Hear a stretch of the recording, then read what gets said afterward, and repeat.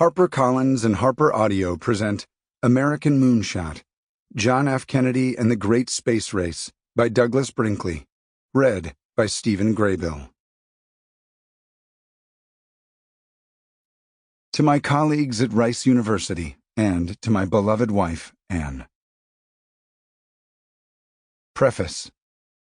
Kennedy's New Ocean. The most difficult thing is the decision to act. The rest is merely tenacity. Amelia Earhart. It will not be one man going to the moon. It will be an entire nation, for all of us must work to put him there. President John F. Kennedy, May 25, 1961.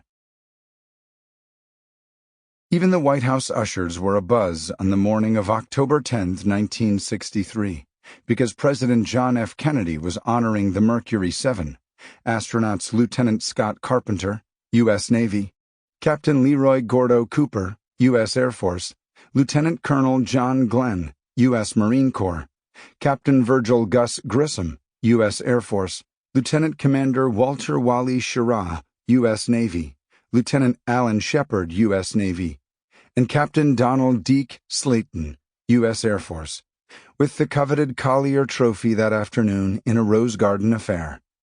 Robert J. Collier had been an editor of Collier's Weekly in the early 20th century.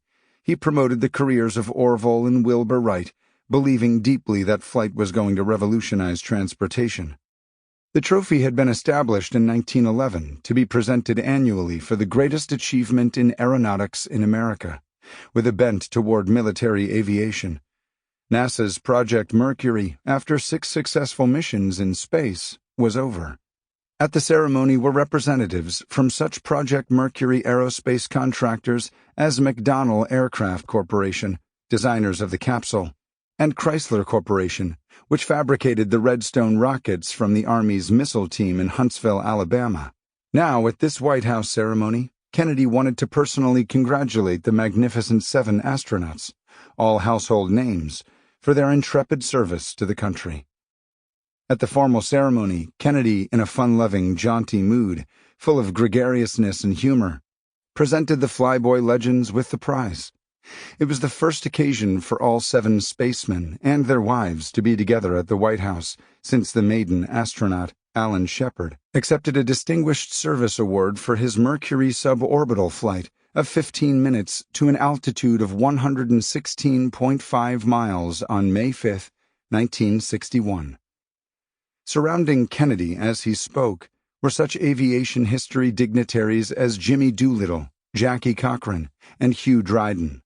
Instead of recounting the Mercury 7's space exploits in rote fashion, Kennedy used the opportunity to drive home his brazen pledge of 1961, that the United States would place an astronaut on the moon by the decade's end.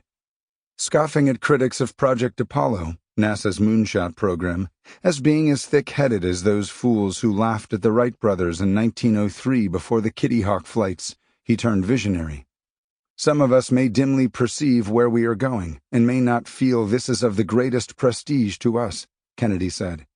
I am confident that its significance, its uses and benefits, will become as obvious as the Sputnik satellite is to us, as the airplane is to us.